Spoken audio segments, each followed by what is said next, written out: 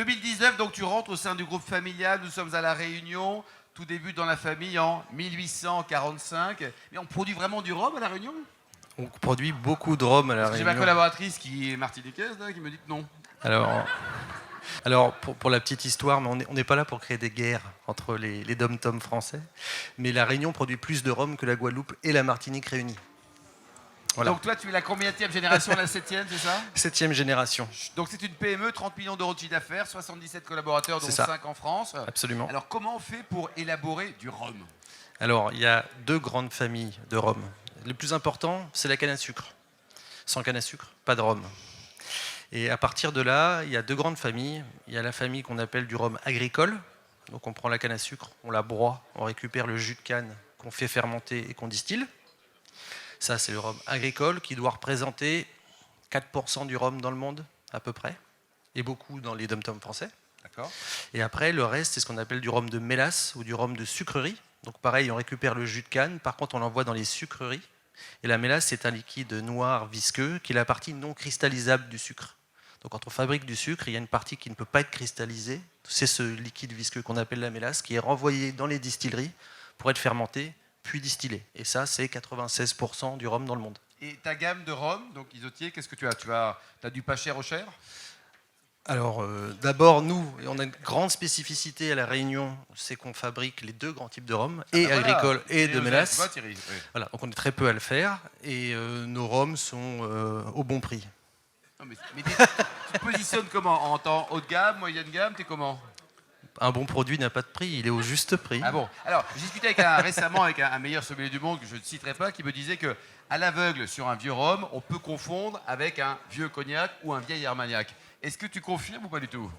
Je confirme que quand un rhum est bien fait, il bluffe des grands amateurs de cognac ou de whisky, ça c'est certain. Ouais. Par contre, je confirme qu'un rhum mal fait ne bluffe personne. Ouais, ça c'est clair ça. Et alors, la consommation du rhum, parce que c'est hyper tendance, quand on voit les côtes parfois d'armagnac ou du cognac, c'est la belle-mère, le feu de cheminée, le labrador. Toi, c'est différent, c'est quand même plus sexy, non?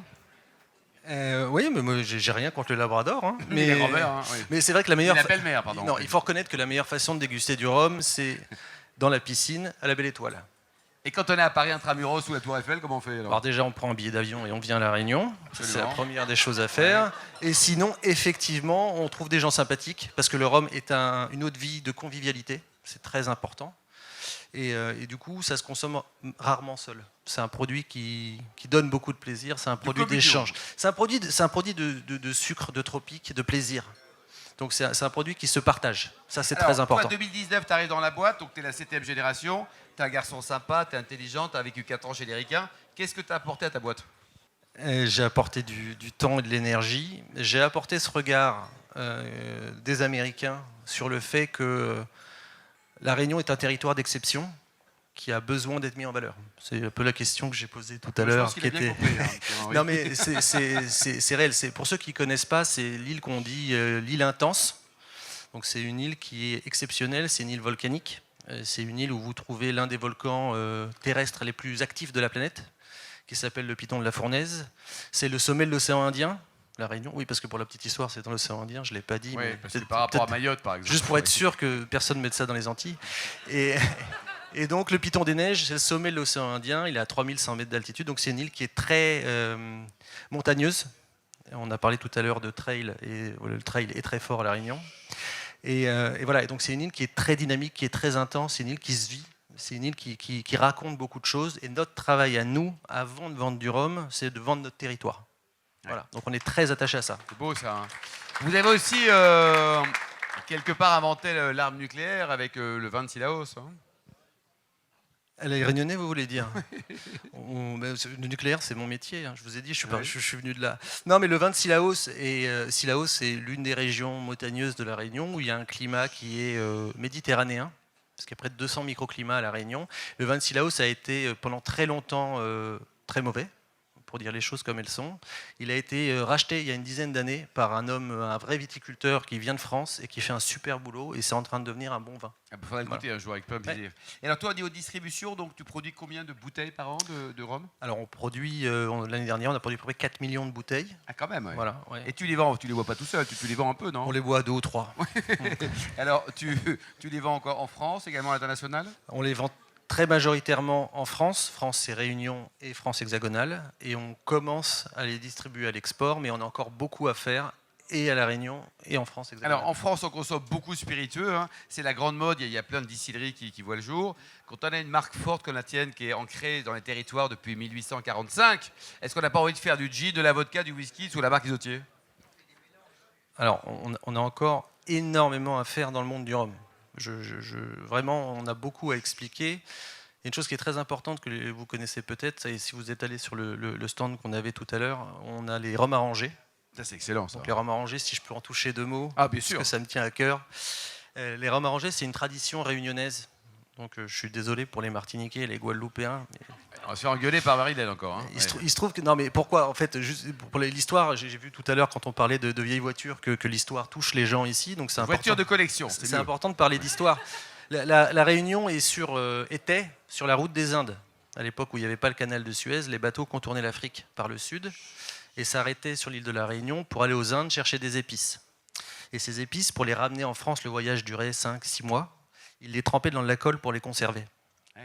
Et au retour d'Inde, ils s'arrêtaient à La Réunion, ils faisaient escale, ils déchargeaient cet alcool, qui n'était pas du rhum, c'était un ancêtre du rhum qu'on appelait l'arac à l'époque.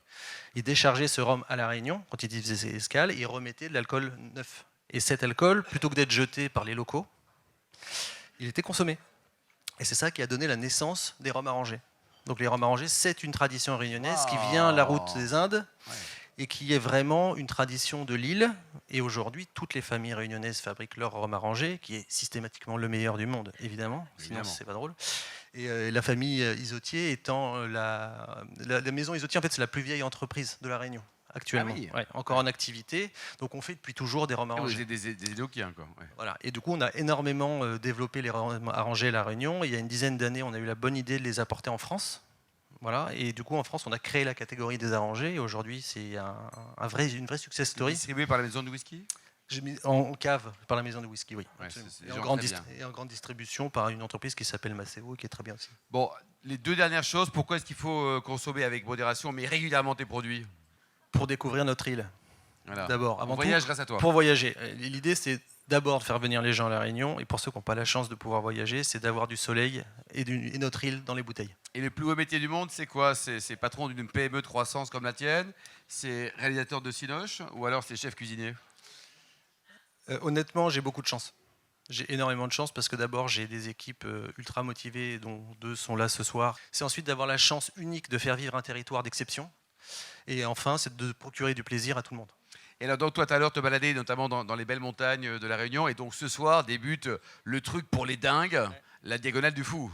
Alors, je ne sais pas si vous connaissez la Diagonale du Fou, mais il faut vraiment avoir goûté beaucoup de rhum arrangé pour le faire, non? Faut pas en avoir bu trop avant. Non, mais c'est vrai qu'on on a parlé de trail tout à l'heure en parlant des Côtes-du-Rhône. Écoutez bien, c'est pour ceux qui ne connaissent pas. Hein. La Réunion s'avère être l'un des paradis mondiaux du trail, donc de la course en montagne.